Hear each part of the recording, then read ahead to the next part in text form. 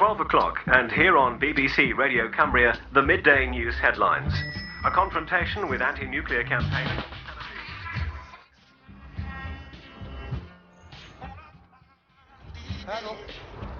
Go on! You can! You're doing it, yay! Nuclear campaigners may face court action if they try to block the waste pipeline at Sellafield. Oh! Campaigners from Greenpeace and the Netherlands plan to block the pipe which they claim discharges more than 2 million gallons of radioactive waste into the Irish Sea every day. All right, right. Yeah, see you later. Oh. You're doing very, very well, then. Are we on? Yeah? Its divers having spent 3 days practicing in Douglas Harbour, the Greenpeace ship Sirius has set sail from the Isle of Man and is expected off the coast of Cumbria later today. Can you see it? Maybe the police will have stopped them.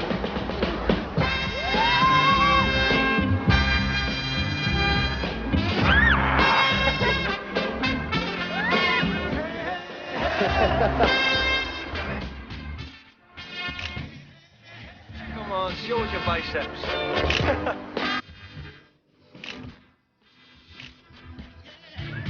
Whoa!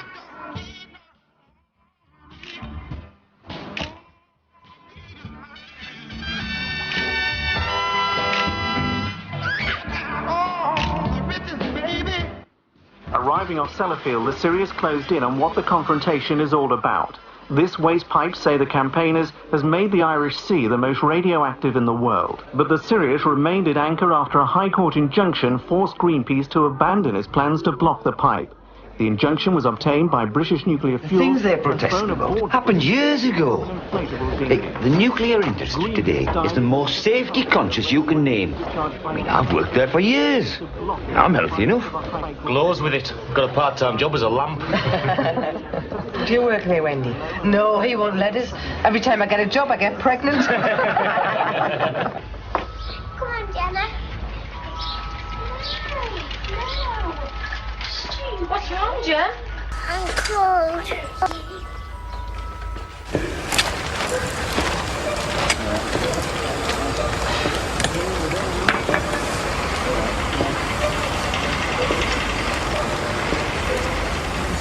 we go. Daleks. Exterminate! Exterminate! Fence stops the radiation, it can't jump.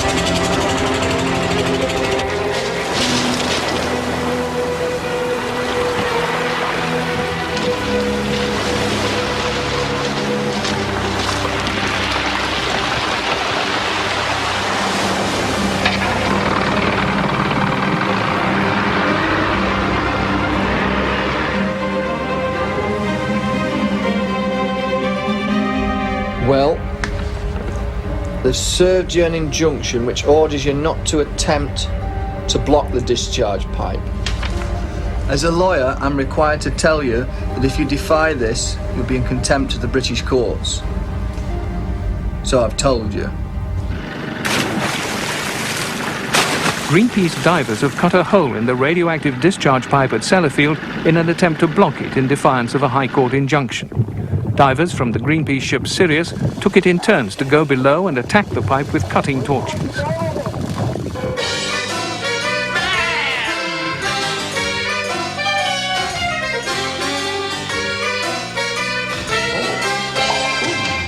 Right, tea on. Gemma?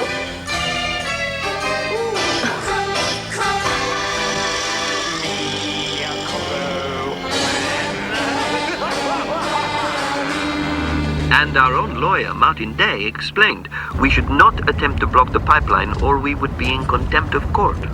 Thank you, Hans. I know what we're just want to make sure, that's all. She looks pale and her tummy's swollen again.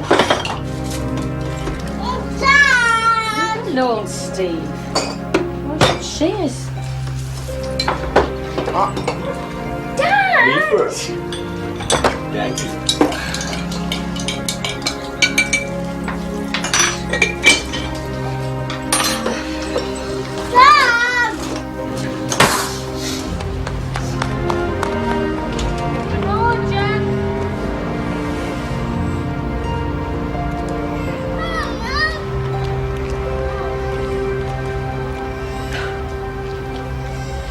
I noticed her stomach was swollen. Well, she has been eating well. But feeling tired. Yeah, she keeps asking to go to bed. Can I have a look at that tummy, Gemma? Well, let's just take this down. I put these on her because she keeps saying she's cold.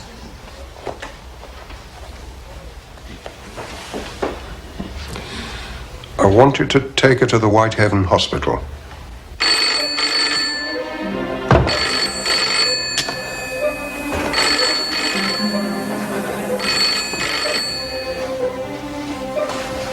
Steve?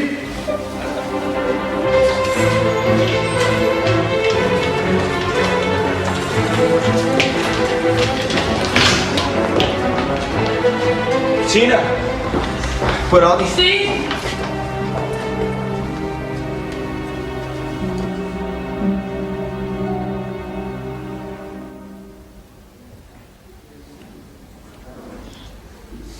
It'll be okay. It's not that. So just...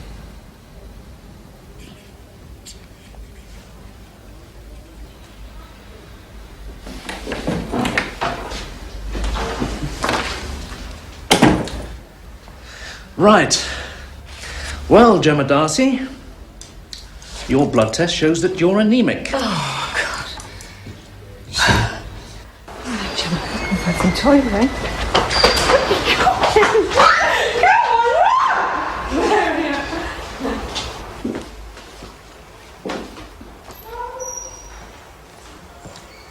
Gemma isn't just anemic. She needs more tests, but we may be looking at leukemia.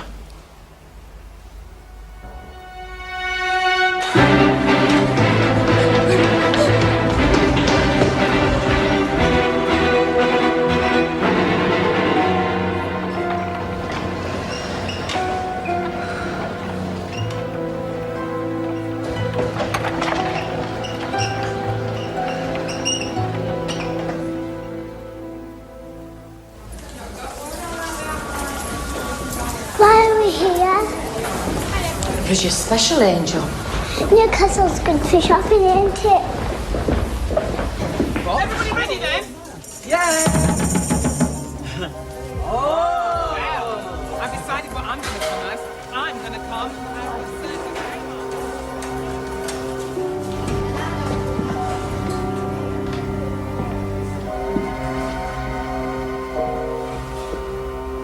Gemma is suffering from chronic myeloid leukemia. This is very rare in children. Will she die? She is suffering from a very serious illness. To give her the best possible chance, she'll need to have chemotherapy. Chemotherapy? This morning she was... And now she needs chemotherapy. Why? How could it just happen? She was... Well, she was... How? The leukemia cells have invaded other parts of her body. But we can do something for her. We'll keep her in with you for tests, and she'll go straight onto a course of busulfan, chemotherapy pills. Why, Gemma? I mean, have we given it to her? Is it bad blood or...? No, no. Most leukemias are thought to be the result of a series of events. 2 or 3, or even 6 different factors may trigger the illness. Like what?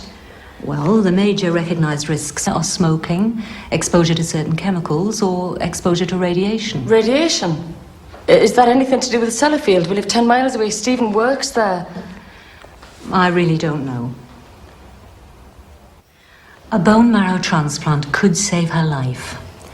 Obviously, we'll test the family first and hope to find a good match. If we don't get one, and it's not at all unusual, even in families, we'll need to find a non-related donor. Any transplant would need to be done before her illness reaches the acute stage. Is it bound to turn acute? Yes. When? It could happen any time. Next week, 3 years' time. There's no way of knowing when the illness will become uncontrollable. So what are the odds of a cure? Well, more in her favour than against. But there are no guarantees. Certainly without treatment, the disease will progress and inevitably be fatal. We will get her right again.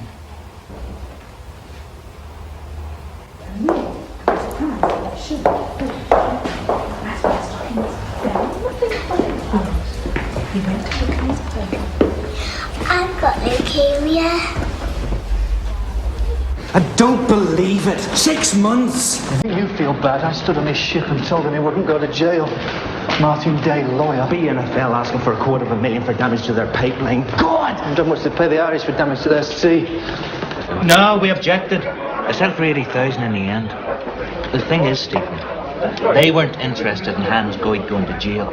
They wanted to break Greenpeace financially and shut him up once and for all. In 1985, British Nuclear Fuels were convicted at Carlisle Crown Court for polluting the beaches with radioactive waste. They were fined 10,000. Greenpeace, for trying to stop them polluting the beaches, they fined 80,000.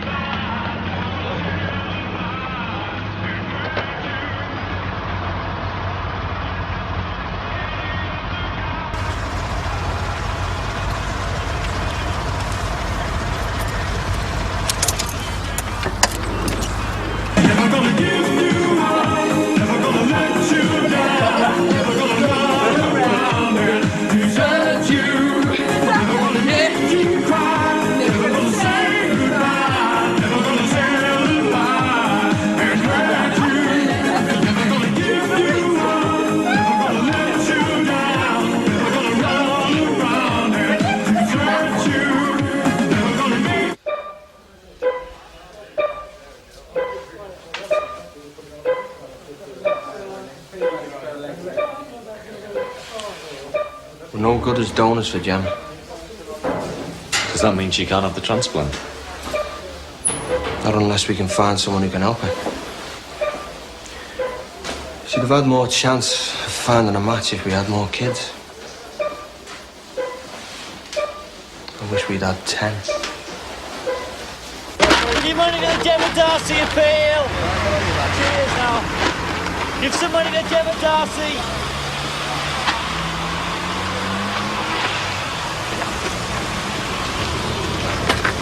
It's for Gemma Darcy. Her dad works on contract here. She's got leukemia. Cheers now. It is safer in radiation terms to swim in the sea off the Sellafield pipeline for 4 hours than it is to sit in a deck chair on a sunny day on a beach at Newquay for 1 hour. Have you ever heard such crap in all your lives? Swimming in a radioactive sea is safer than sitting in a deck chair. I mean, these are the people taking us into the 21st century. Bloody Nora! The children with leukemia living near Sellafield. That really is the next big issue BNFL's going to have to face. Well, as I've said to you before, there really is no scientific evidence to link those illnesses with the plant. Philip, surely, if children living in the town next to that plant are suffering leukemia at 10 times the national average, common sense must tell you. Common sense isn't science.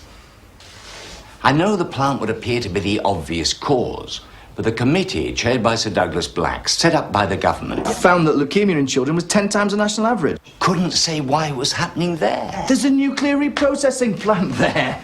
The amount of radiation emitted from the plant isn't thought to be high enough to be a causal factor of leukemia. Now, you may not like that, Martin. Yeah, I don't much.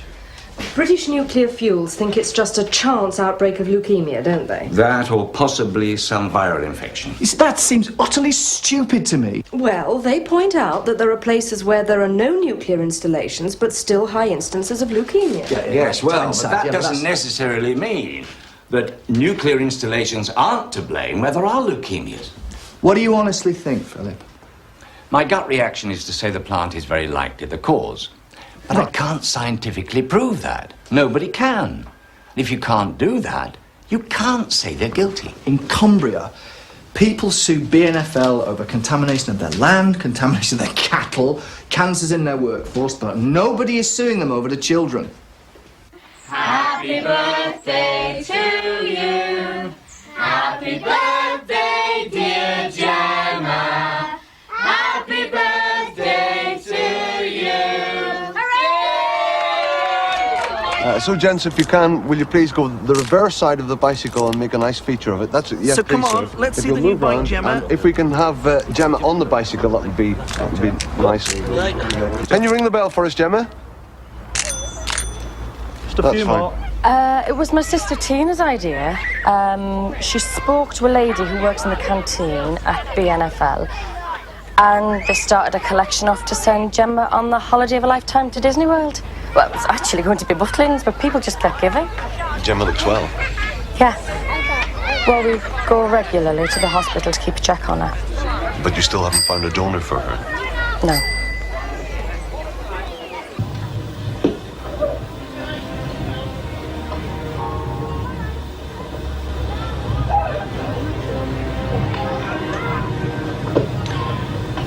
She could just stay that well on the tablets. You can't tell me there's not somebody somewhere who'd be the right donor for it. And how many bloody people are there in the world?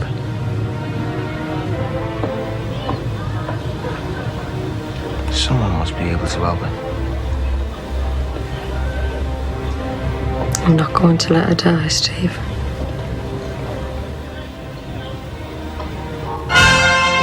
Okay, partner, let's get this show on the road.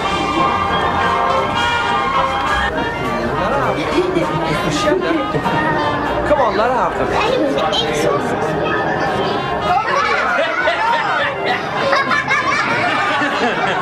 Go, Gemma. Jump in the shed, That's the biggest house dog in the world.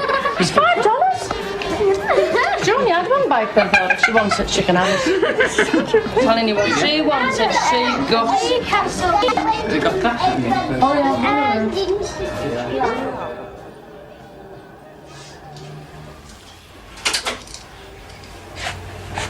You haven't touched it? I made that special. Not hungry. Not hungry. Stop copying everything Gemma does. Why do you always have to tell me? I'm telling you both, if you don't eat, you'll die.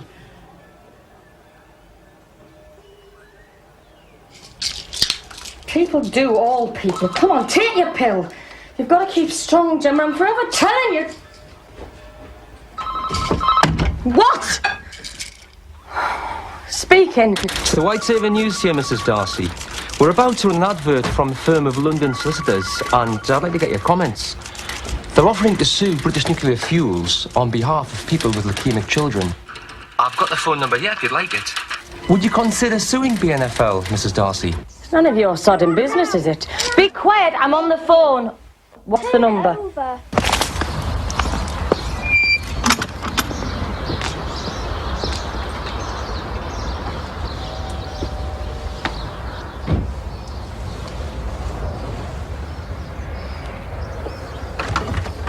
Mr. Hope, I'm Martin Day. Come in. Thanks.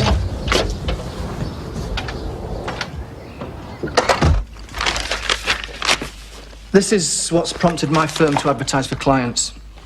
It's a study into the high incidence of leukemia in children living near the Dounreay reprocessing plant in Scotland. Dounreay and Sellafield are the two installations in the United Kingdom which are involved in the manufacturing of plutonium for bombs. And children are sick and dying near both of them. Everybody round here knows somebody with a cancer or with leukemia. Everybody. But you never expect it to happen to your own. People say it can't be the plant because not every child round here has leukemia. But not everybody who smokes gets cancer. We all know cigarettes causes it. I couldn't say BNFL are all bad. They've done a lot in the community. They support the local rugby. They built a lovely sports hall. What do people around here think about you suing BNFL?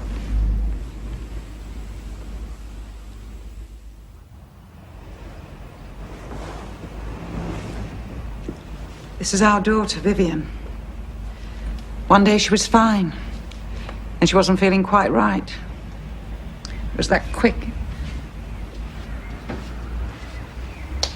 She has non-Hodgkin's lymphoma.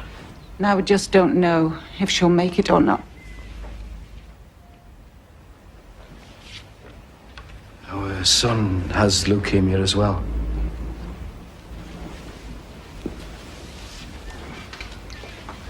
That was Dorothy, 1962. Leukemia wasn't treatable then. I wanted to take her home from the hospital, but they wanted to do some tests. I was going to go back and get her, but they phoned to say she was dead. She was like a little skeleton, all in 5 days. It haunted Mr. Ray for the rest of his life. He was convinced that working at Sellafield had something to do with it. He wrote these notes. We only found them after he died. You can't say what you lose when you lose a child, especially a baby, so quickly.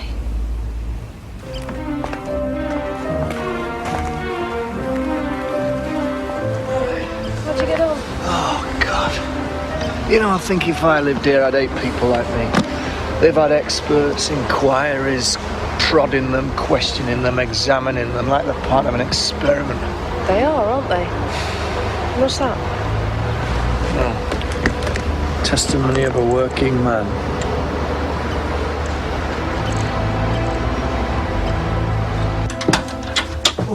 Mrs. Darcy. Yeah. Martin Day. Right, do you want to come in? Yeah, thanks. Just go through there. Thanks, yeah. Come in.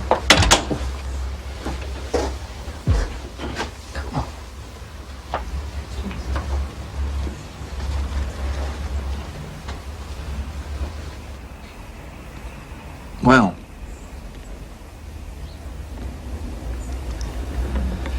you can ask me anything you like. What's in it for you?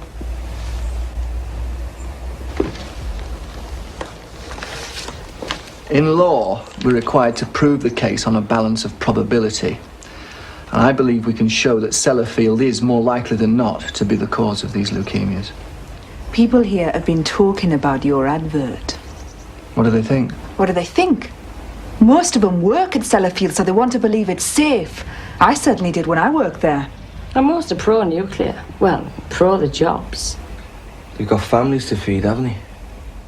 Some are saying if they get sued over this and lose, they'll shut the place down. Jobs will go. The country will lose billions. And then what? Wait, what are we supposed to do? Shut up and let our children die in the national interest? I'm just saying. It's not going to be just about Gemma or Liz. Yes, it is. Gemma's exactly what this is about.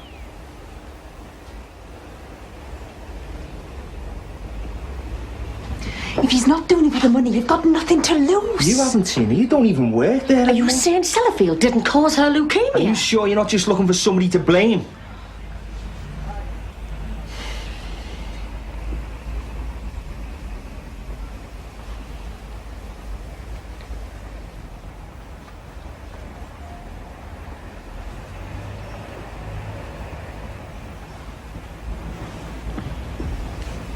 I've got leukemia. I know. Are you my liar? Well, I'd like to be.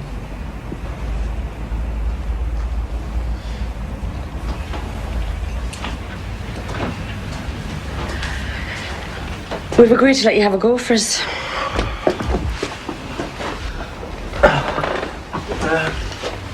Right. You'll need to fill these in. Legal aid forms. Not double glazing we're signing for, is it? They say these gulls used to nest at the bird sanctuary at Ravenglass. They ate fish contaminated with plutonium. They don't nest here anymore. It's only the people who have to stay.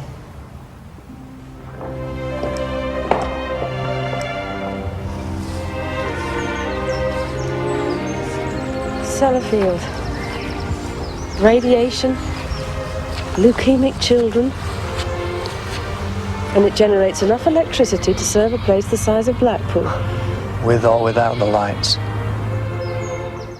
I hope that people's hopes aren't being raised without a formidable case to back them. I don't want to see people's hopes raised and then dashed because when these matters come to court after some time, it is found that there just isn't the evidence to substantiate them.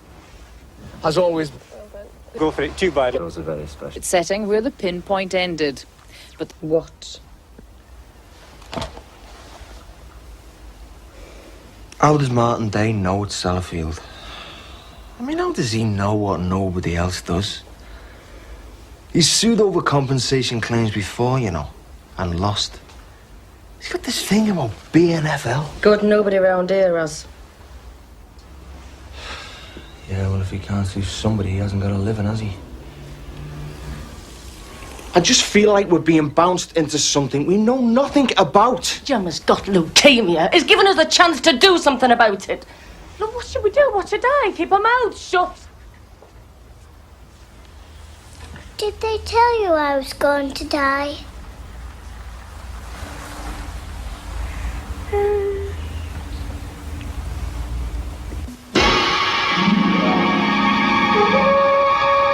Emergency at Windscale Atom Plant. And the milk from 200 square miles of farmland is condemned as radioactive. Milk Marketing Board lorries collect the contaminated milk.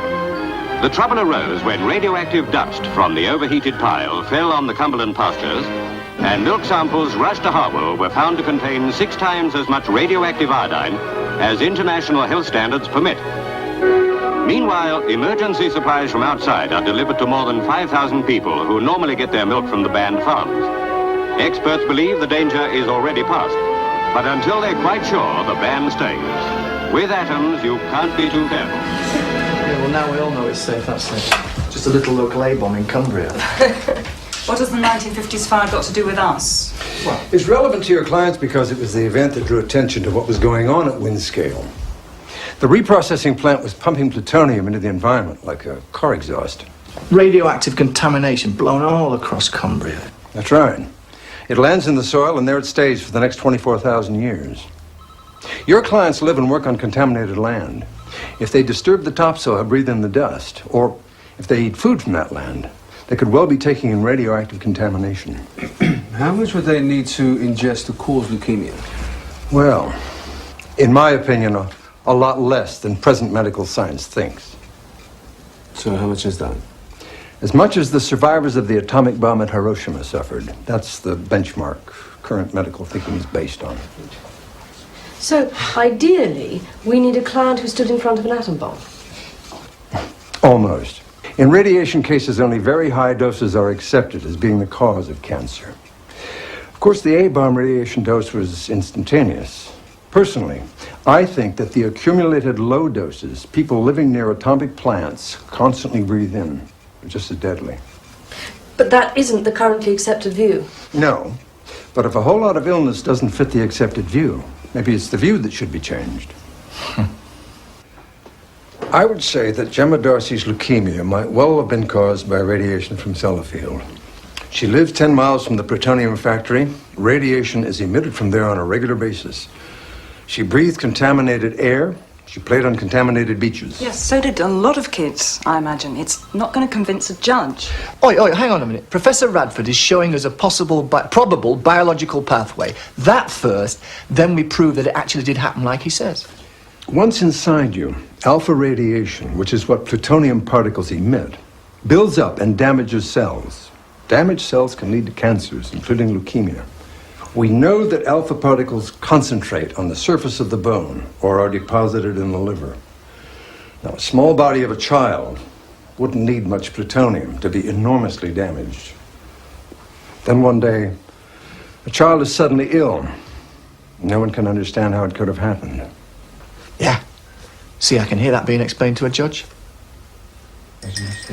Look, with respect to Professor Radford, most medical scientists wouldn't accept what he says. Since when has science had a franchise on the truth? His theory goes against all accepted safety levels. Nah, radiation safety levels are ignorance cast in stone. Well, they might be, but that still doesn't make his theory prove a statistical link between Sellafield and the leukemias. Look, Sarah, children are dying now. That's the only statistic we need to keep in mind. And if science drags its feet much longer, we won't have to argue statistics. We'll be able to prove the link by counting the bodies.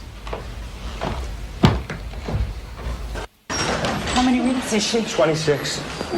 You're all right, Susan. Baby will be fine.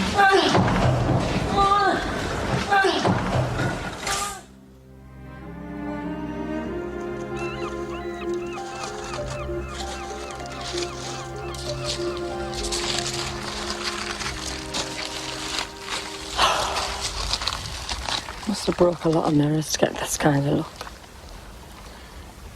You know, even if the baby had survived, she might not have been able to be a donor for Gemma. I wanted her for herself as well, you know.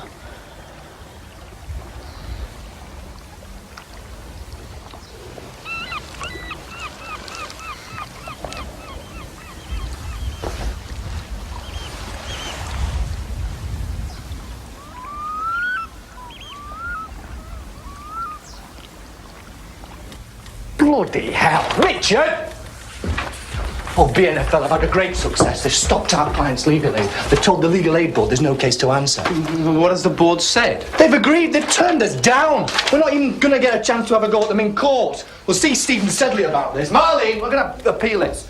Ah! I think they perhaps haven't fully appreciated the strength of our case.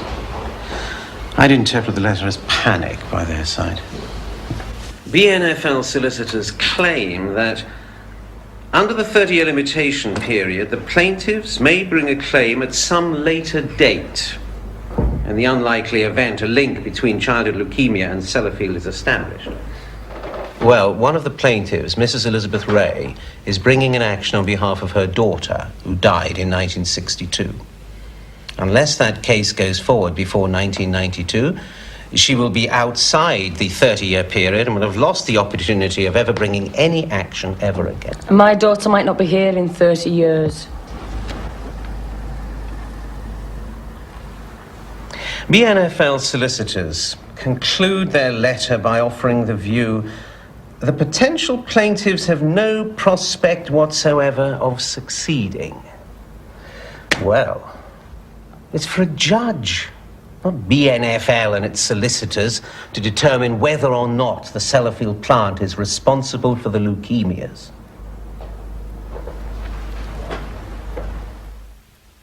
The legal aid system was created to allow people with limited finance access to the courts. If British nuclear fuels, a fully state-owned industry with all its vast financial resources, succeeds in blocking this application, the only avenue for justice open to these people will have been denied.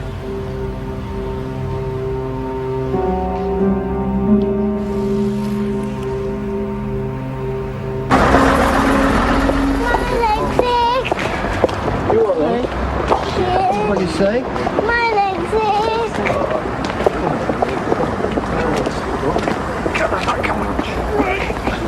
Oh, right, come on, let's see if we can catch that. What's up, come on? The problem still is you've no firm evidence to demonstrate Sellafield is responsible for the leukemias. Philip, we need the courts behind us to help us investigate BNFL. Without legal aid, we're just standing outside their fence with our suspicions. BNFL have been caught out about the accuracy of their data on several occasions. The information they gave to Sir Douglas Black's committee, for instance, was well short of the mark. You don't mean they lied? Well, they certainly made a big mistake. They claimed to have released 440 grams of uranium oxide into the environment, when in fact they released 50 times more than that. 20 kilograms. Well, that's good. But I have to say, the plutonium content in an increase of even that scale still isn't enough to explain the leukemias, not by today's risk factors. Blimey, how much plutonium do you need? Well, it's proving how much your clients actually has that's going to be your problem. Professor Radford's theory of airborne contamination, polluted beaches. A judge would understand the logic of it. I'm sure. Well, your problem would come if he asked to see the evidence supporting it. At the moment, there isn't any. Your case is ahead of the science. Well, in 1854, an outbreak of cholera in London was thought to be caused by the Broad Street pump. People didn't know why water killed, but they knew filtering it stopped people dying. Years later, science discovered bacteria, and then they can explain why filtering water worked. Point taken. Well, something is happening to cause the leukemias. If it isn't Sellafield, what is it? Right. I'm happy to investigate anything you like, but I might not come up with the answers you want. Just you tell the truth, Phil, and we'll abide by it. I know what the truth is. We've got legal aid. We're suing BNFL. Great. Your mother will be pleased.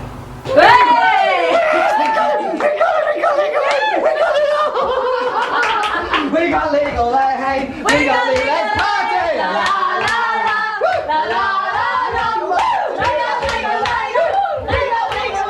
We had concern that these families, the parents of children who either had died or had got leukemia, were actually being misled by Martin Day. And we believe that he has been raising hopes and expectations.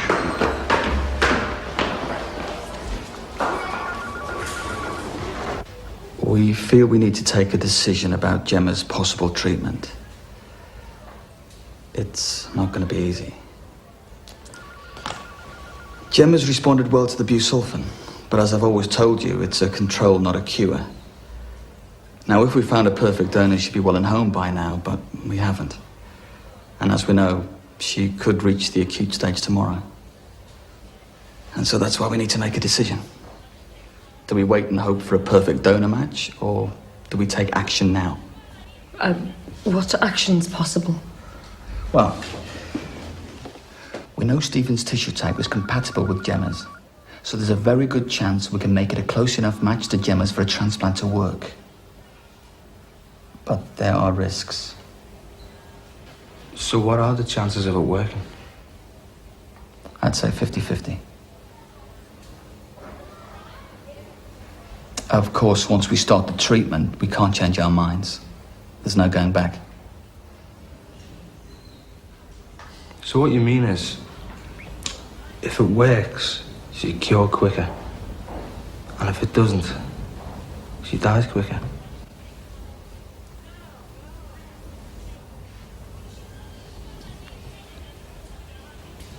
If we decide not to do anything at all, Gemma could possibly live several years. Or not.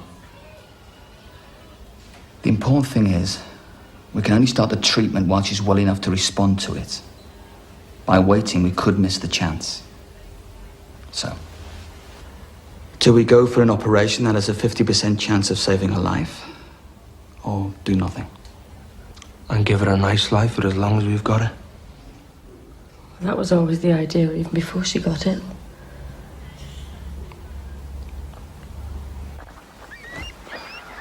Putting it through all that for an operation that's got a 50% chance. They're asking us to toss a coin for her life.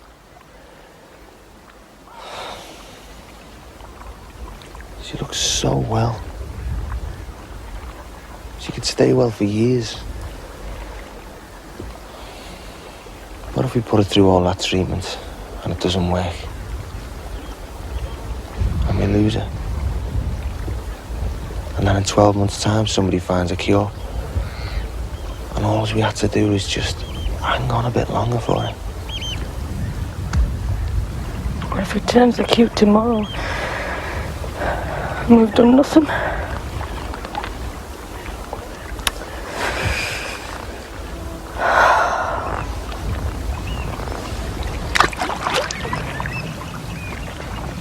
The problem is the leukemia cluster centers on C-scale. But the radioactive contamination that we think caused it doesn't. So the question is, how can radiation, which is spread from Barrow to Scotland, cause leukemias just at C-scale? The argument from BNFL is if contamination causes leukemias, why aren't there outbreaks in other equally contaminated areas? BNFL's conclusion, there aren't, because radioactive contamination at the levels emitted from Sellafield can't cause it. I've assumed they're still underestimating the scale of their emissions. They've done it before. Why break the habit of a lifetime? Well, I couldn't just assume that. But it did seem to me the only possible line of investigation open to us was to calculate for ourselves the radioactive emissions from the plant and their distribution. Now, if you measure radioactive deposits in the ground, you have a good idea how much radiation came out of the plant. Now, Harwell published detailed data of soil samples.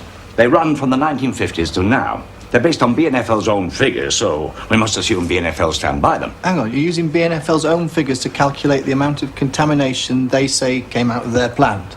Yes, well, there aren't any others. Won't that give them rather a favourable result? Well, you'd think so, wouldn't you?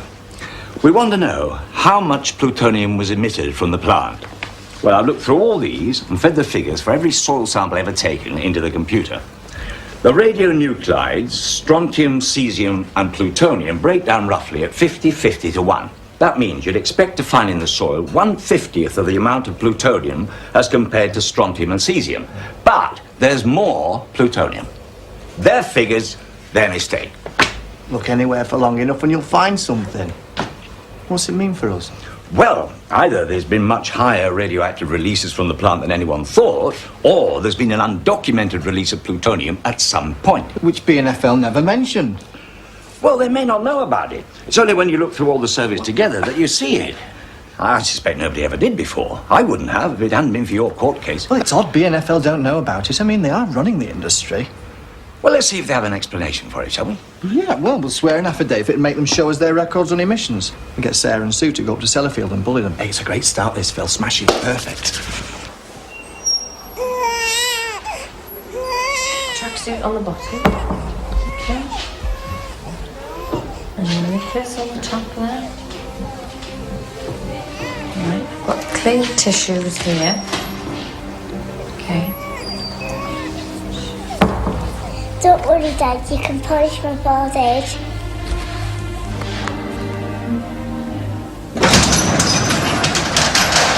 Right, we're just going to pop a little tube into your chest. Won't hurt, then you'll be ready for your transplant in a couple of weeks. Okay, Gemma? Good girl.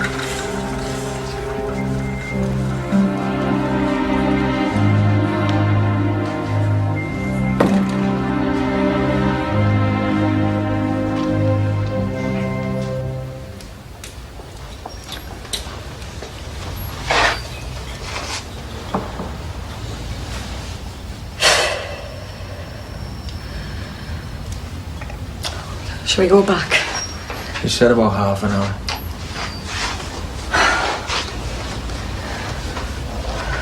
What? Oh, just don't say it again, Stephen. We've made the right decision. How can you be 100% sure of a 50% chance, Susan?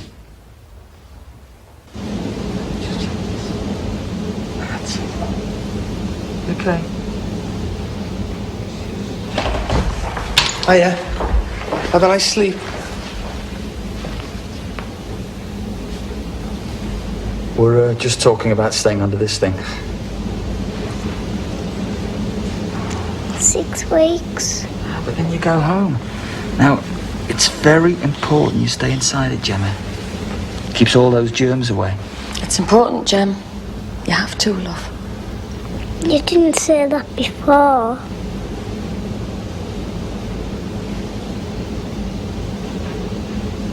Won't be long.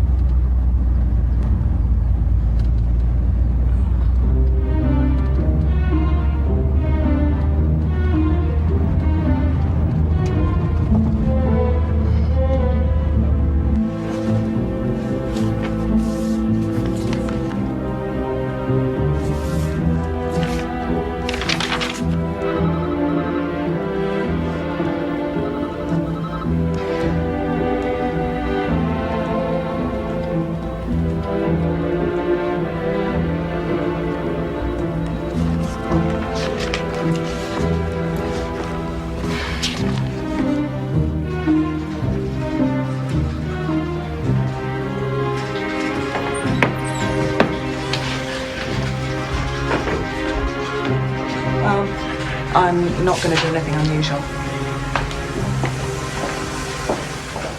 I was even followed to the loo. I mean, what are these people so paranoid about?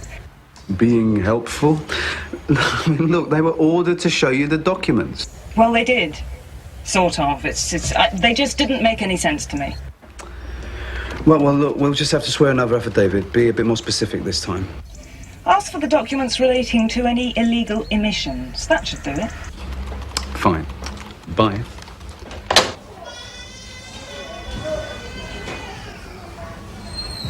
Hey, enough! Gemma, stop it! I'm telling you, it ain't. Look, you wet everything through the last time you did this. Right, Gemma, I'm not laughing. Can't get me.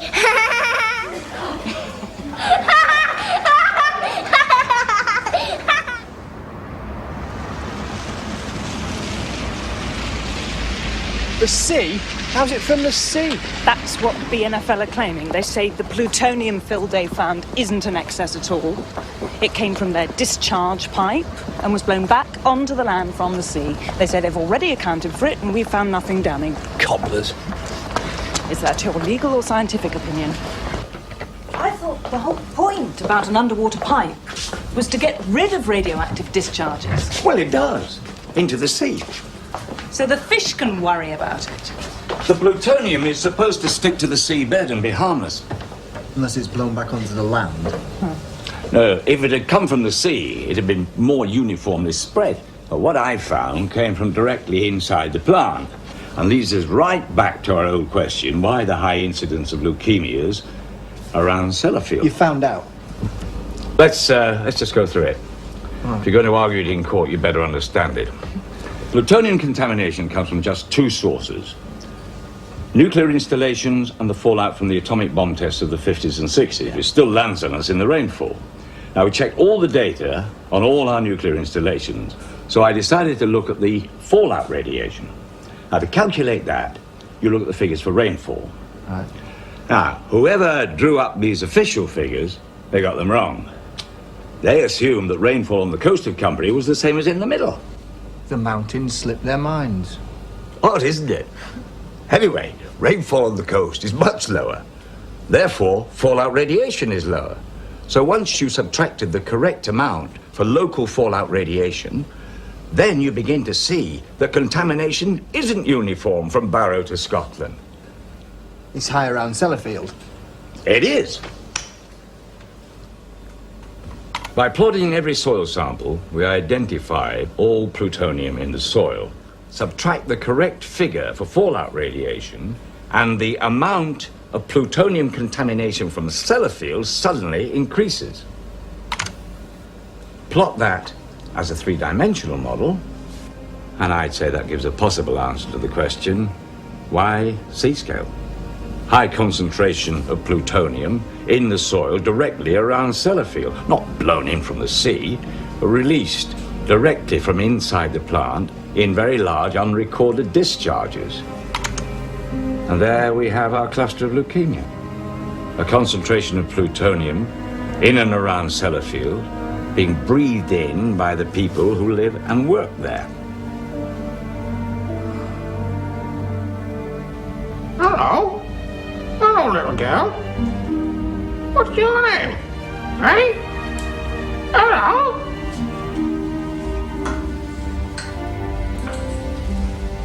Hello? Hello, little girl. Hello? Hello? You all right, Jem? Hey.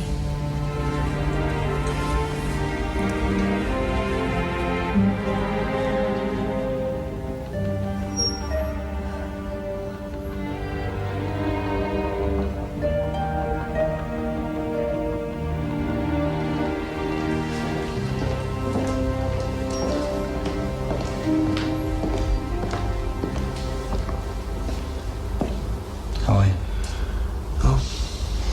Okay. Susan was telling me you got laid off. Yeah. I can spend more time here. Well, you feel like you've been kicked by a horse after tomorrow, I'm afraid. So I've been told. Gemma's looking very well, isn't she? Yeah. I'd feel better if she looked ill and we were trying to cure her. I know. It's like we're taking her out of the sunshine and putting her in the dark room. But we are all on the same side, you know. I know. But she's ours. You know?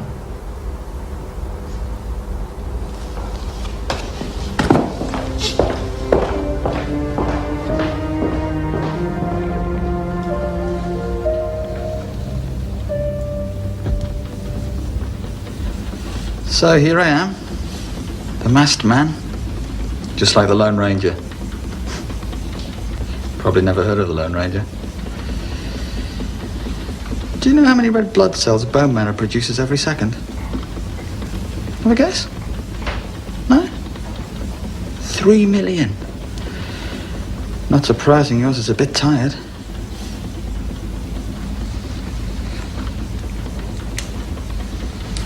There. You've just had a bone marrow transplant. Dead boring, really.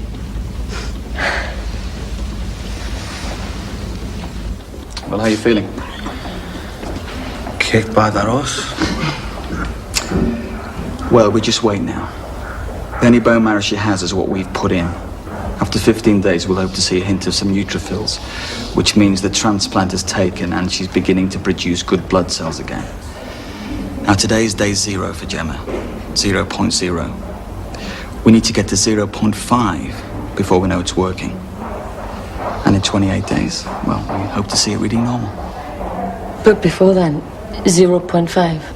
Yeah. 0.5.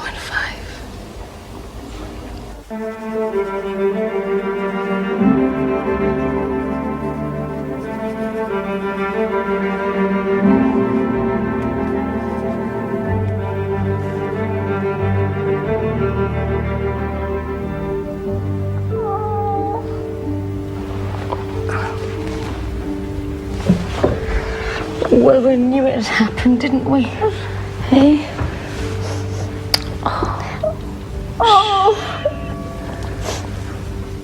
Oh, darling, come here. We needed to calculate how much extra uranium oxide will be needed to generate the excessive plutonium we've found. Now, the official surveys from British Nuclear Fuels show a total release of 20 kilograms of uranium oxide. Now, having found the excessive plutonium, however, I'd say a reliable estimate for releases of uranium oxide from Sellafield would be 200 kilograms. Cumulatively, the amount of plutonium discharged is increased by a factor of 40. Oh, that's fantastic. Not if you live in Cumbria. 40 times more environmental contamination. 40 times higher than has ever been disclosed, yes. That's brilliant. So, would what you have found make the emissions high enough to cause leukemia? Not on the currently accepted risk models, no. God, the current risk models. I'm amazed they don't say plutonium is good for you. The amount of plutonium we've found increases the risk factor for leukemia from 1 person in 2,000 to 1 in 1,400. Well, that doesn't explain the 1 in 200, which is the incidence around Sellafield. You couldn't go into the court and say plutonium contamination from Sellafield is how your client's got leukemia. On these figures, I mean, that can't be the truth. You know, witnesses have to tell the truth, Phil. I have to win for my clients.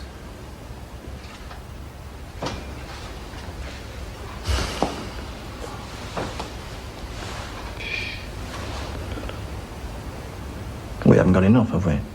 Well, could help your client Vivian Hope. She worked at the plant. Given this, she suffered more contamination than we thought, but not enough. For today's risk models. I see it. Most of the others didn't even work at the plant. Now, the Darcys, Elizabeth Ray, I don't see that they can have much of a chance, to be honest. Well, we'll just have to keep looking for more evidence.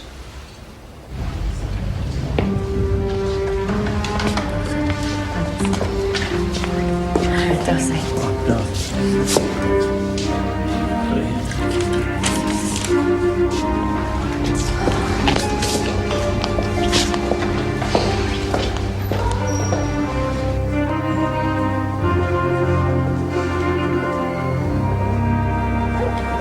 They say it's the most radioactive sea in the world now. I just remember it on lovely sunny days. We always had our holidays here. Mr. Ray was one of the men who fought the reactor fire in 1957.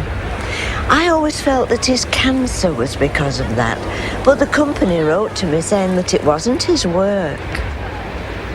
He was away 3 days at the fire. It scrubbed him till he bled. Decontamination. Came to ours with a Geiger counter. They didn't tell anybody in Seascale, did they? Even when the fire was out of control? That was a wicked thing to do. The whole reactor was blazing and people were walking about doing the shopping with children in pushchairs. Their own workers' families. That was wrong. It really was. They had some good lads working for them, conscientious. My husband only ever had 7 days off sick in all the 20 years he was there. That's what that boy gave to Sellafield.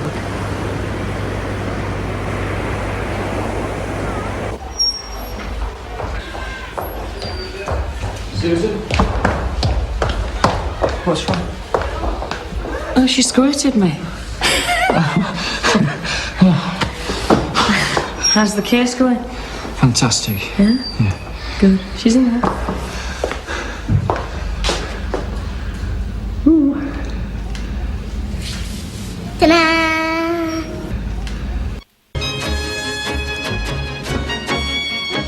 Now we go back to the main news. Evidence in an independent report today that children whose fathers worked at the Sellafield nuclear plant in Cumbria have been much more likely to develop leukemia. Field workers attended special meetings today called to discuss the possible link between the plant and child leukemia with the report's author.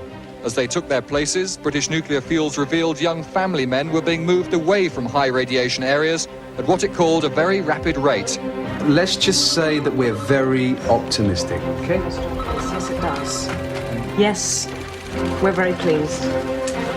He will, yeah. Well, the Gardner report confirms what we've been saying for several months. It shows the link between the Sellafield nuclear plant and leukemia. In fact, the evidence is so overwhelming that the Legal Aid Board has agreed to lift all financial restrictions on us in order that we can proceed to trial. Professor Gardner has found that as little as a 10 millisieverts dose of radiation to a father in the 6 months prior to conception significantly raises the probability of that man fathering a leukemic child. And the most likely cause, in my view, is that radiation causes mutation of the germ cell and thus triggers the leukemia in the child. Once this has happened, the illness can pass from generation to generation. And for any worker in the nuclear industry with a young family or contemplating starting a family, this report is devastating.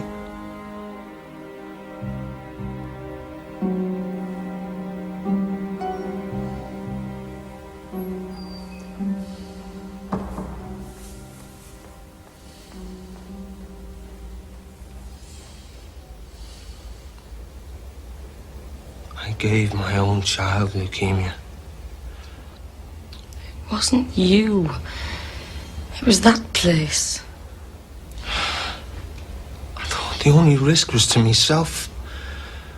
Risking the life of my own child. If she dies, it's because I worked at that bloody place. Sue them. Sue the bastards.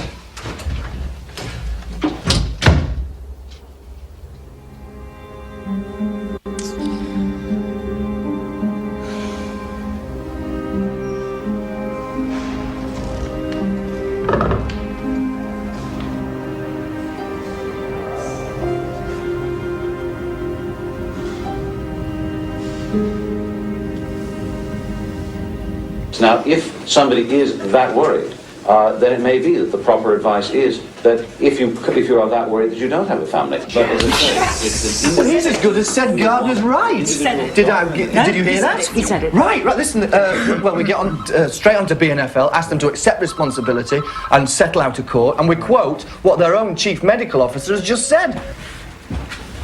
Great. Okay. What about these?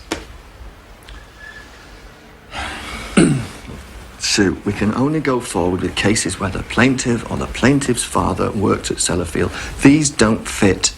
Gardner's findings, so we can't help them. Well, let's not throw the baby out. I'm not. I'm still representing Mrs. Ray, Vivian Hope and Gemma Darcy. Hang on. All these families have legitimate claims. We've spent months getting the environmental evidence Phil Day came up with to support them. The excess of plutonium doesn't around help them Sellafield fit is something the Gardner report. And besides, Gardner's evidence is independent. Phil Day's our expert. Well, that doesn't make his evidence redundant. It does now that we're basing our case on the Gardner report. I think we should put the environmental case as supportive of Gardner. And the judge will assume that we're not sure of either, so we're using both. Well, we shouldn't be basing our case around the scientific limitations of a judge. Yes, we should. BNFL will line up every medical expert and say that environmental pollution isn't significant enough to cause leukemia. At today's risk standards. It's today we're doing it.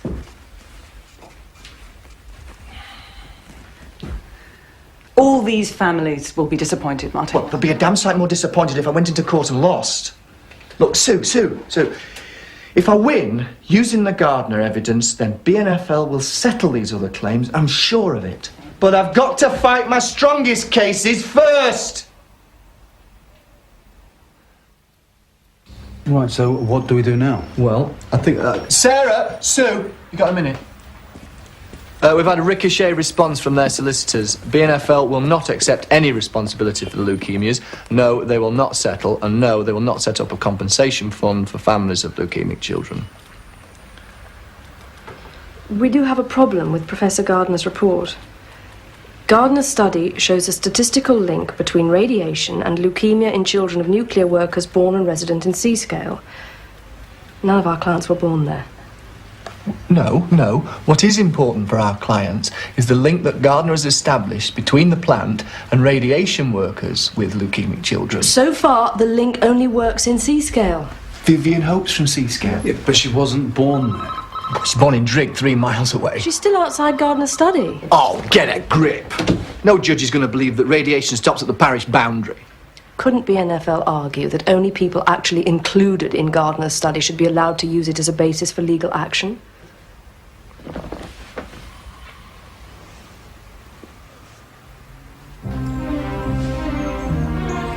Professor Gardner has studied 117 children who were born and lived here in Seascale. And we assume some of those families must still live here, but not one of them has approached us with a view to suing the company. They won't. The company built this town. Just about everybody relies on work there. But not everybody has a leukemic child.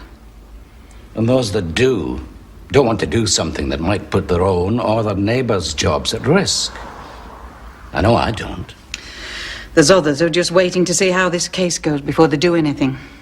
If we win, I think you'll have opened the floodgates for clients. Yeah, it's now I need them to come forward. Are you saying you don't think you can win Vivian's case? No, not at all. No, it's just that others coming forward now would be helpful.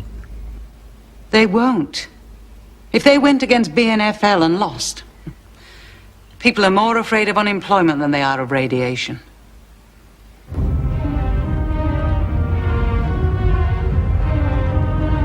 Just one client and I could win.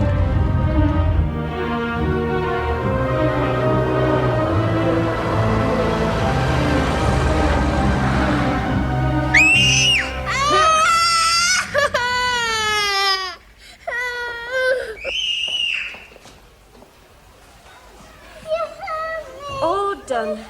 Good girl, good, Gemma. Come on, it's all right, Jem. All right, Gemma. It's okay, love. Oh, look who's here. Look who's come to see you.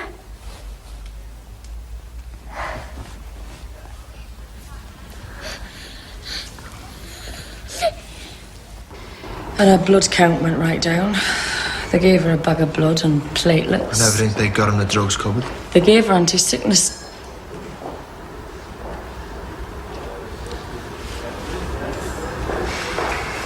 Must be tired of being here. Just a bit. How's the case going? Fine. Gotta go to Manchester to do a television programme. Yeah, but you let them know what radiation has done to Gemma. I will. I hope you do. Because everybody needs to know. They should come and have a look at her pump full of drugs till she's sick. Kept in a bed 24 hours a day, and all you get on the television is BNFL saying, oh, it's nothing to do with us. It's not our problem, not our problem. You just beat them, Martin. You finished them. I know this is a bad time, but I need a statement from you, Stephen. You just had one. And then you go and collect your film badge. Your film badge was your only way of knowing how much of a radiation dose you had. I worked for a contractor. They asked for their own, didn't they? Yeah. They wouldn't only use BNFL film badges. I worked in some active areas, but I don't know what my radiation dose was. Do you have your dose records? No. I suppose my contractor would have. Oh, right. Gemma. Sorry, Martin.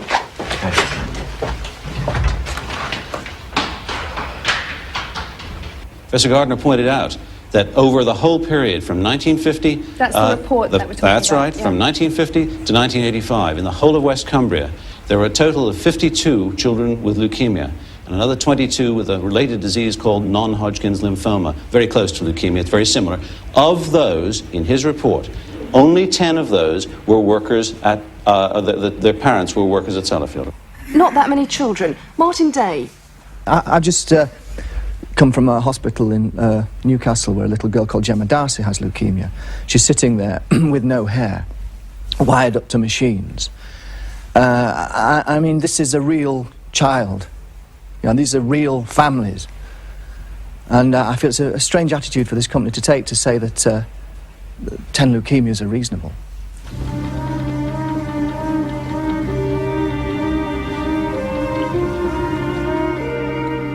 I'm concerned.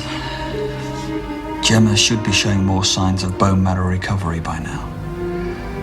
I'll have to do a bone marrow aspirate to find out what's going on.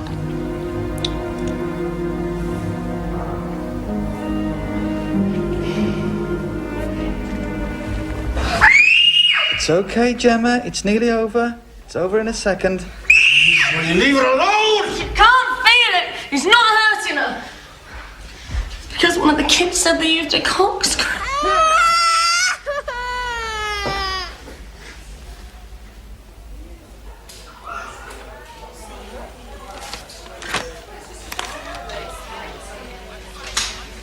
I just don't believe that kid.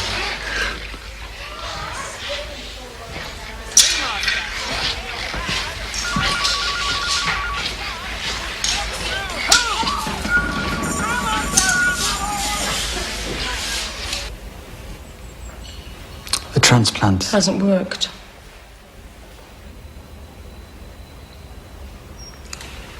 We can try again.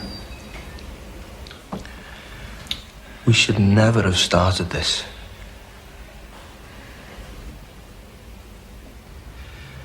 We should never have taken the chance.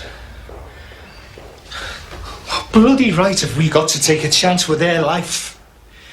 She got leukemia because of me.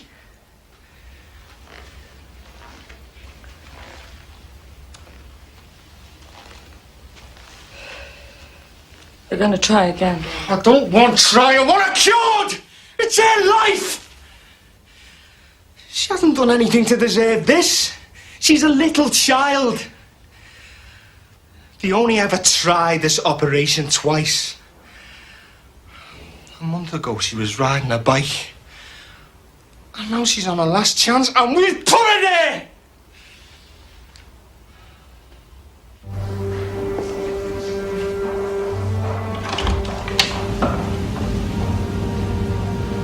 Bye, Gemma. Good luck. Bye, Jamie.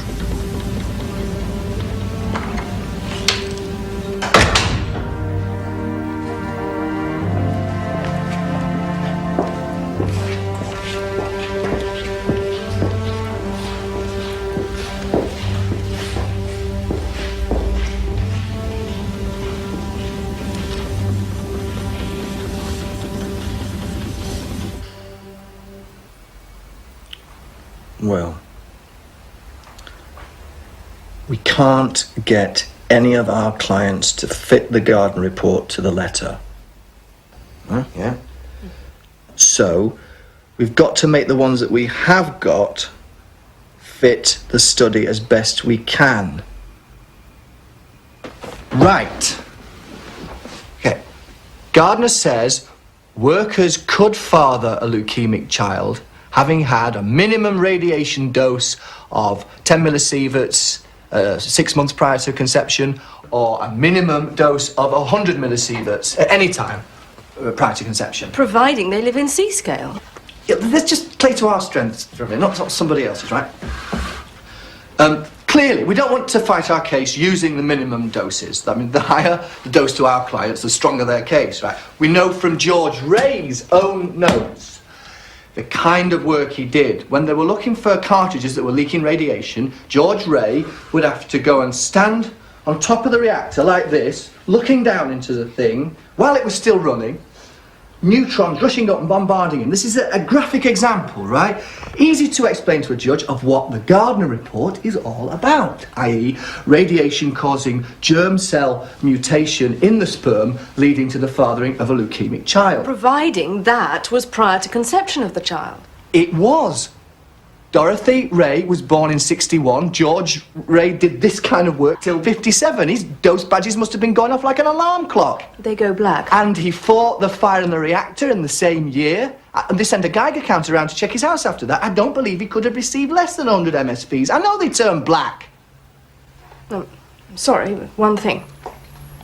Even if Mr. Ray and Mr. Hope and Stephen Darcy did all receive 100 millisievert doses, that could still be lower than other workers who also lived outside C-scale and did similar jobs at the plant but didn't father leukemic children. It would come as a nasty surprise if BNFL revealed that when you're in court.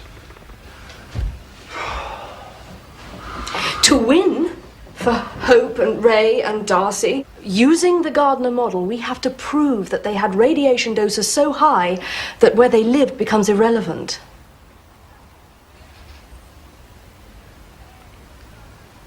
Well, in that case, we get the radiation records of all the people used in the Gardner study. 117.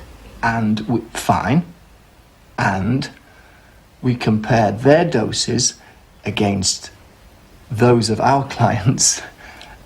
And, yeah, pray our clients come out on top. And what if they don't? We're dead in the water.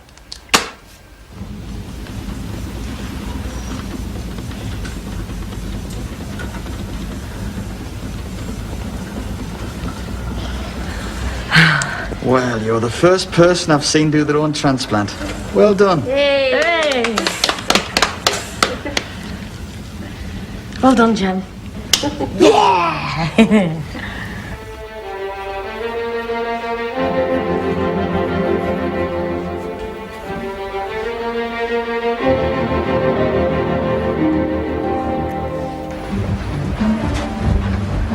Well, we did ask for radiation records. We certainly got them.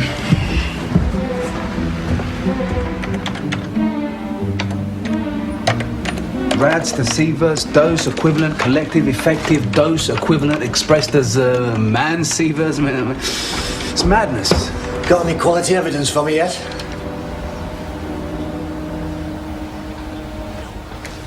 Rads to sieverts are a bloody nightmare. Yeah, cool. Yeah. But we've got two record cards which we've worked out, and they both show that George Ray and David Hope had doses higher than Gardner requires of them. Great. Yeah. George Ray had a 384 millisievert lifetime dose of radiation. Yeah. And that's high. Yeah. But it's not as high as Sarah thinks it should be. Sarah? George Ray, 384 millisieverts of radiation. It doesn't bring me even close to the data BNFL have quoted you. Radiation to the atom bomb survivors. Excuse me, we're talking about the Gardner report, not the A-bomb data. Besides that, look, 3.5 times the radiation dose that Gardner said he'd need to father a leukemic child. The Rays lived miles from the plant, so we need him nearer the A-bomb data. I'm talking to you about Gardner, listen to me. 384 millisieverts is nowhere near the atom bomb survivors' 1,000. That is what BNFL will keep mentioning to the judge. They'll try to discredit Gardner, but what they can't discredit is the A-bomb data.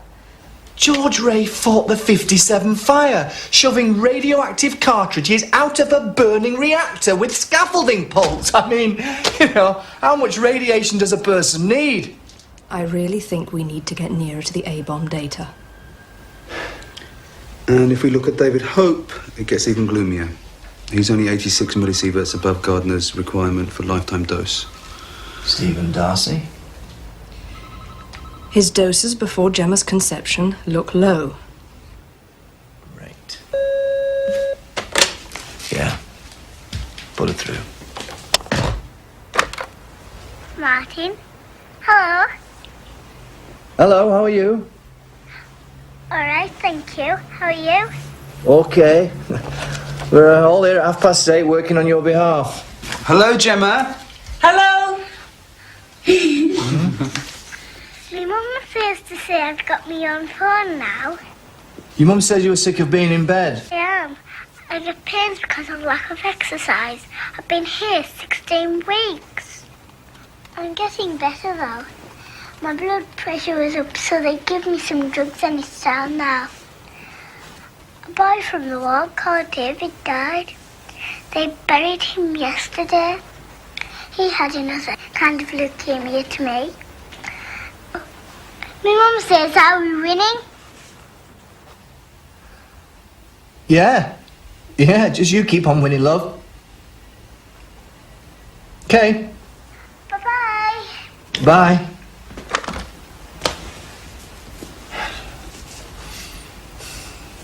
These radiation doses aren't going to convince any judge that Sellafield causes these leukemias.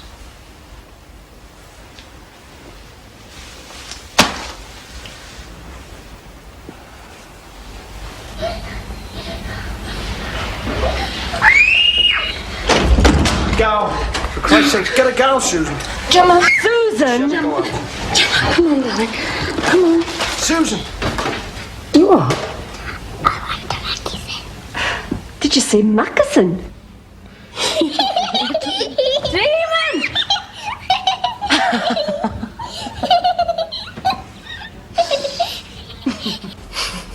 Nearly died when she said she wanted a Mackerson. She can't taste anything because of all the drugs, you see. Russell gave her a sip of his Mackerson. She tasted that.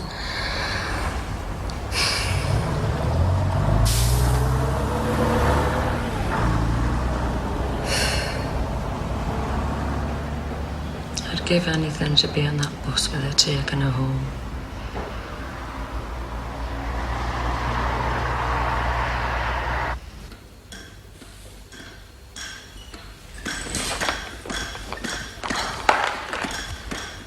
Gemma. Gemma. Gemma. I'm not going back to bed. I want my candle. Oh, Gemma, pet. You're not allowed out of your room. She's with my mum and dad.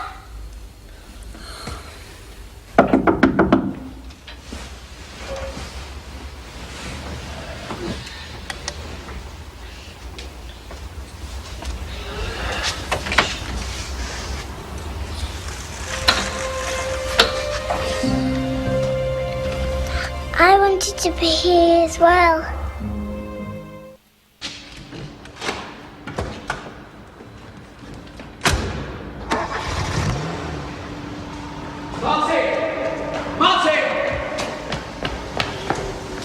What? Come back in. He was buried in the middle of one of the fires we see this. 1960, Hugh Howells, Sellafield Health and Safety Manager, reports to the BNFL Management Board. Kodak radiation badges are under recording by 30%. And the old Ilford badges have been under recording by up to 60%. It's all stuck in there. He recommended that all workers be informed that they have received more radiation than they had thought, and the information be noted on their record cards. Yeah? They weren't. We've got the record cards, and this isn't mentioned on any of them. Brilliant. Own goal, BNFL. Martin, this is quality stuff for the judge. A management that doesn't inform its own workforce about the inaccurate radiation badges, that tells the Black Committee that its radioactive emissions are lower by a factor of 50 than they really are, and publishes inaccurate surveys about the amount of plutonium they've pumped out over Cumbria. Yeah. Investigate them much more, we'd probably find out they shot Kennedy.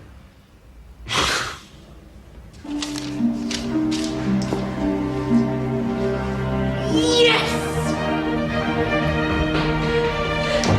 You're 0.5! Yes!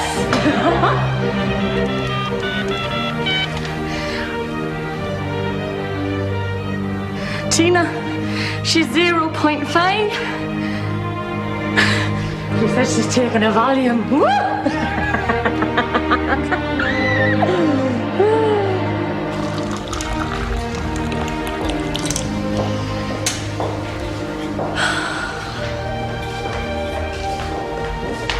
Susan, I was a bit suspicious of today's count, so I've been to check the blood myself.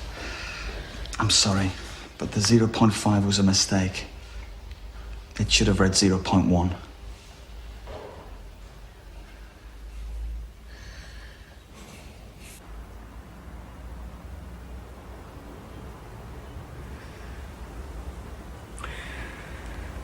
I don't believe anything no more. Have you told Gemma? You tell her! I feel like shit.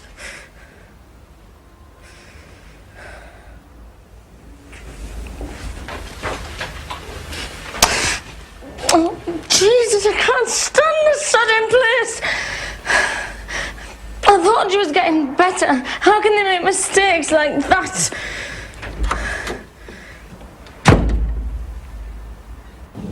You make me some tea now, yeah? You're doing great, Jem. Really pleased with your pet. Can I go home soon then? Yeah?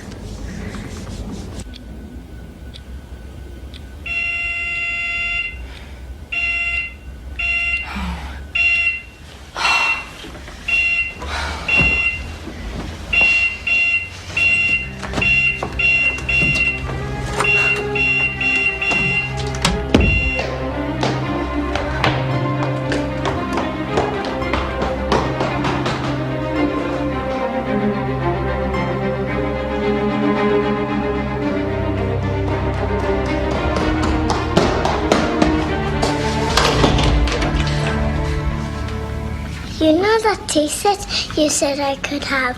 Well, can I have a blue one? Is that what you got me here for? Can I have a blue one? Can I? Gemma, it's nearly 3 o'clock in the morning. You're supposed to rest. You keep doing this. Don't you want to get well? Eh? Well, just have to tell her you don't have to give me a tea set or nothing. You can have it all. I hate being in this bed. I'm by myself. I want to go home. Oh, Jesus. I'm sorry. I'm sorry. I'm sorry. I'm sorry. I'm sorry. We're going home, right? We're going home. Oh, God, I'm sorry. I'm sorry. We're going home. I'm so tired. I'm sorry. I'm sorry. I'm just so tired. I'm sorry.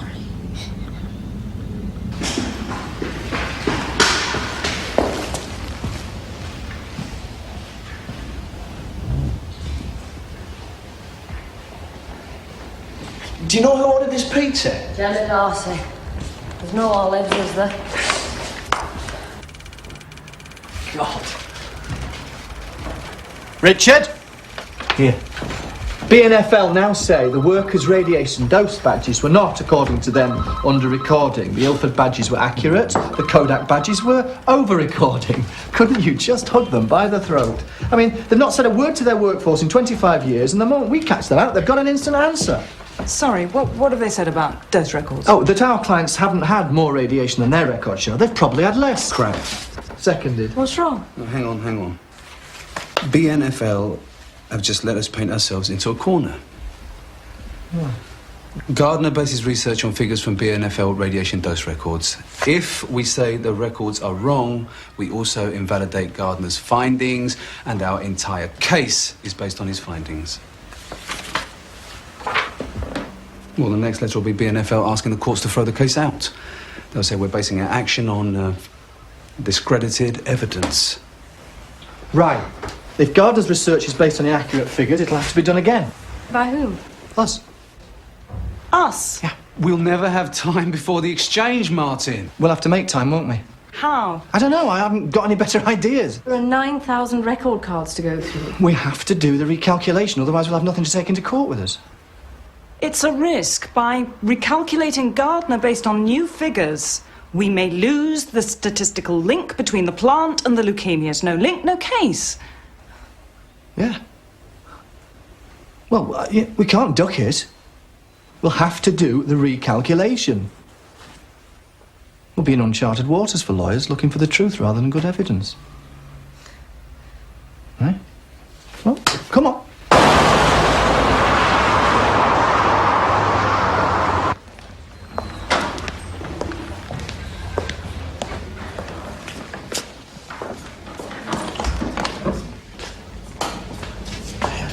You've still got a water pistol, Martin, so watch out.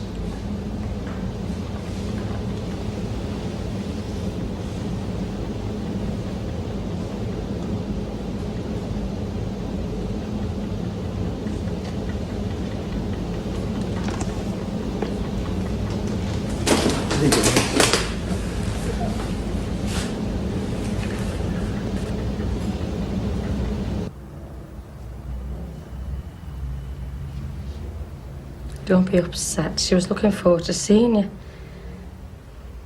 Her own lawyer. How's the case going? It's...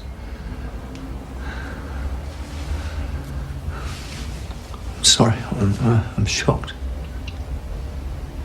It's still Gemma.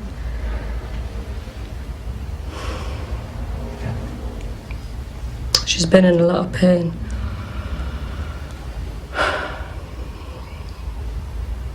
Let's give her morphine this morning.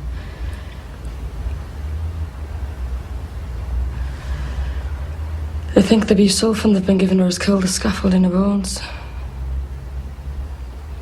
The marrow is nothing to graft onto. There's nothing they can do for her.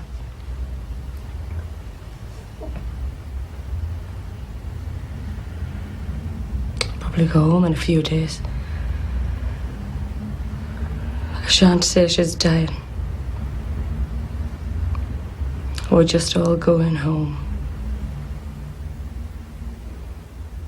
We want to see direct medical evidence, if possible. This is based on statistical evidence. It's a first-class report. Let's get it clear. We welcome it. We're very anxious that further research should be done. Latest is that BNFL have refused to accept the Gardner report, and they've applied to the courts to take all the documents from his study. Will the court allow that? Well, they already have. Yeah, and not just because of the Howes report. No, listen to this. One of the people that he included in his study was born and also died in C-scale, but was diagnosed leukemic while he was at college in Bristol, and according to BNFL, that shows that the whole report is flawed. Be a fight to the finish then, won't it, Richard?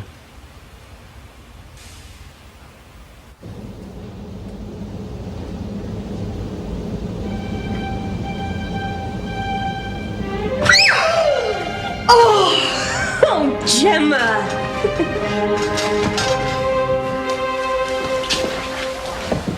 Susan, I just don't know how she's standing up. That's Gemma. I don't know why she feels better. It could be the thought of going home, or it could be the morphine getting rid of her pain.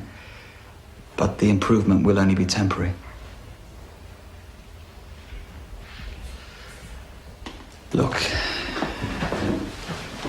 we very rarely suggest this, but she's fighting for her life, so we must. We want to try for a third transplant.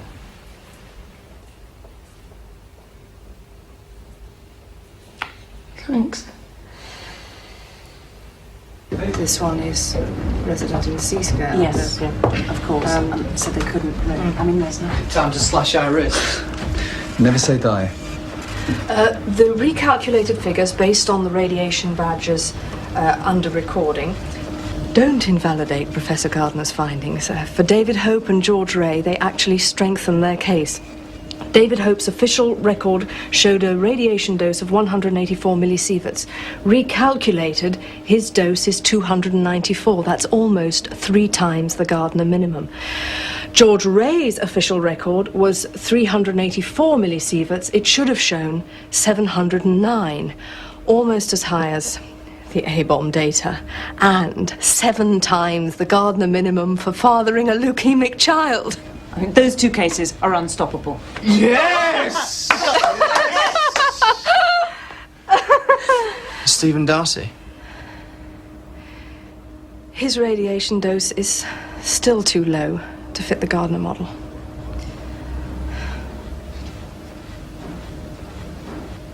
So, we go forward with Elizabeth Ray and Vivian Hope, and not Gemma Darcy.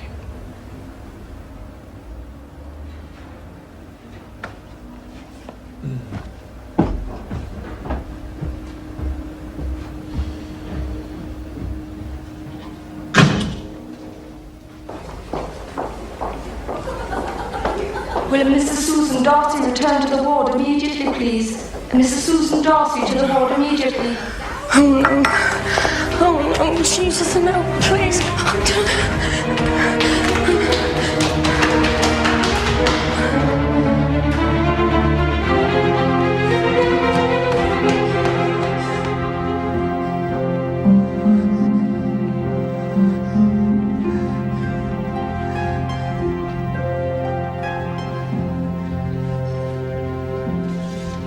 This is 2.2.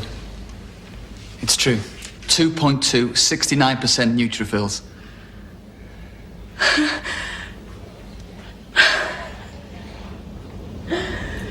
Well, it's about time you booked up your ideas, miss.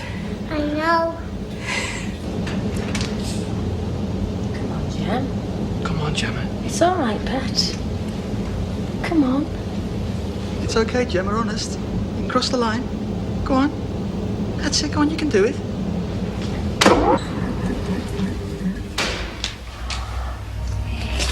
Oh.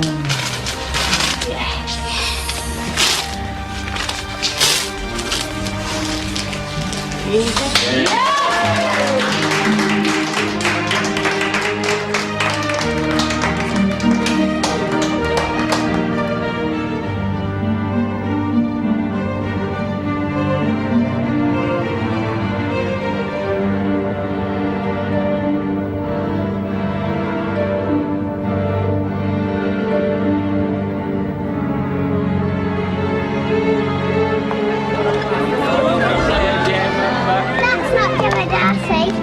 It is.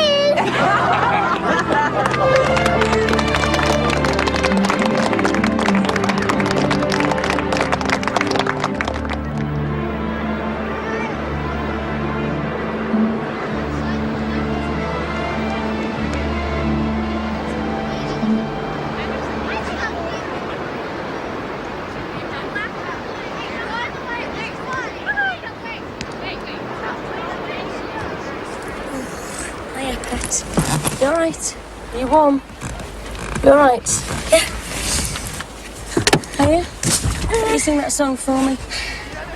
See? Go on, sing it for your mum. Hot dog sausages for you, tea.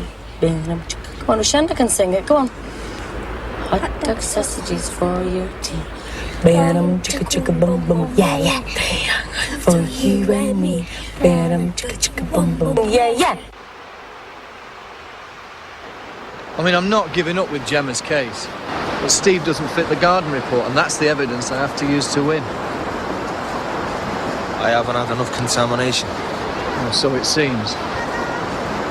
I mean, 4 days ago, BNFL's own scientists finally admitted the plutonium we found in the soil means emissions from there into the environment are 300 times higher than have ever previously been admitted.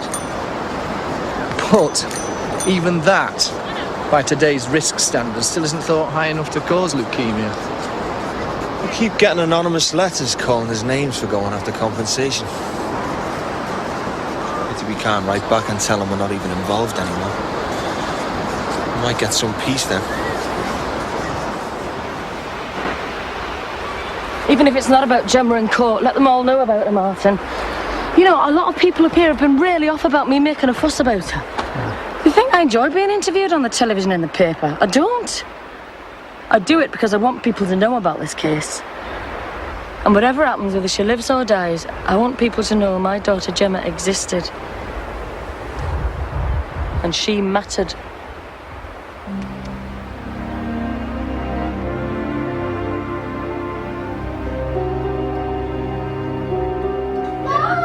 Yeah?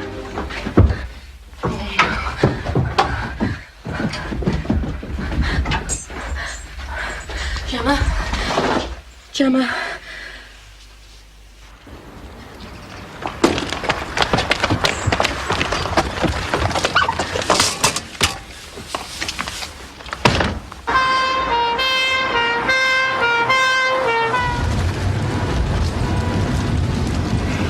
You know I love you, don't you? You know I really love you. Yes. I'm cold. I've got her.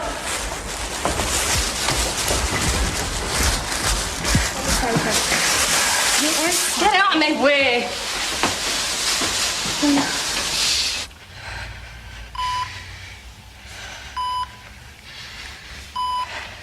Would you like me to call a priest? She's not dying. Come on.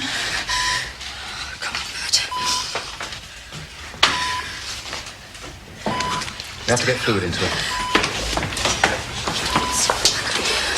Don't rig it up. I'll get it straight out of the bottle. 50 ml syringe. Just hang on, Pat. Just hang on.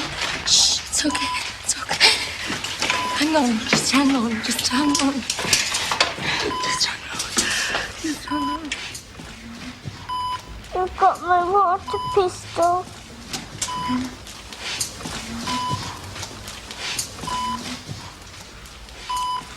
Just hang on. Just hang on. We'll get her up to ICU. It's all right. It's all right. It's going to be all right. Just hang on, Pat. Just hang on. Just hang on. She'll be all right. She'll be all right. She'll be all right. She'll be all right. It's all right, Gemma. I'm here.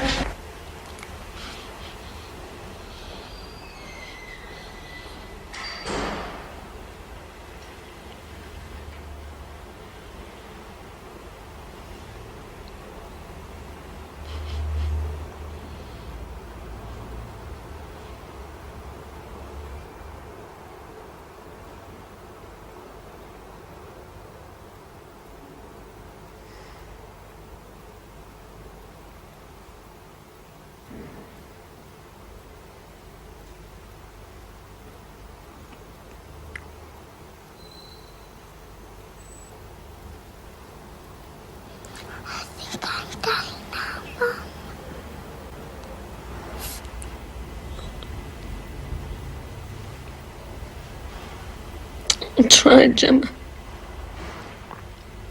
I tried.